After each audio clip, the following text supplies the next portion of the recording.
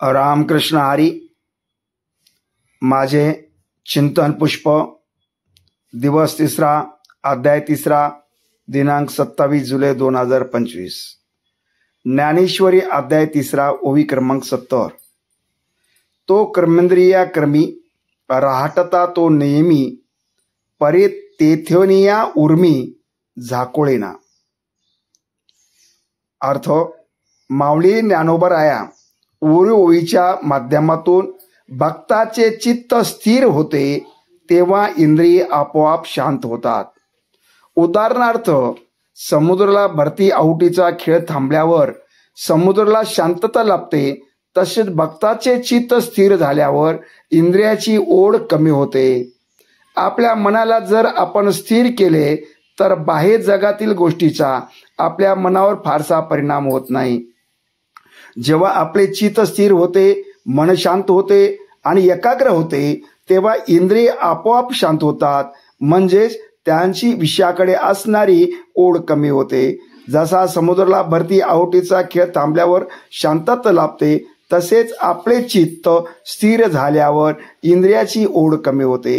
भाविक भक्तांनो, आपले मन चित्त स्थिर राहावे, आपले इंद्रिय शांत राहावे म्हणून असे धार्मिक कार्यात सहभागी होऊन ईश्वर प्राप्तीसाठी ग्रंथराज ज्ञानेश्वरी कीर्तन सोहळ्यात आपण सहभागी होऊन आपल्या जीवनाचे कल्याण व्हावे या हेतूने आम्ही वारकरी परिवार सेवाभावी संस्था नांदेड महाराष्ट्र चे संस्थापक अध्यक्ष हरिभक्त परमपूज्य राम महाराज पांगरेकर यांच्या संकल्पनेतून आज 8व्या वर्षामध्ये आपण ग्रंथराज ज्ञानेश्वरी पारायणला सुरुवात करतोय आणि दरवर्षी उत्साहाने हजारो भक्त महाराष्ट्रातून, प्रत्येक जिल्ह्यातून, प्रत्येक तालुक्यातून, प्रत्येक गावागावातून उत्साहाने स्फूर्तीने यामध्ये हजारो भक्त या ग्रंथराज ज्ञानेश्वरी पारायणामध्ये सहभागी होतात आणि आपल्या जीवनाचे सार्थक व्हावे, ईश्वर प्राप्ती व्हावी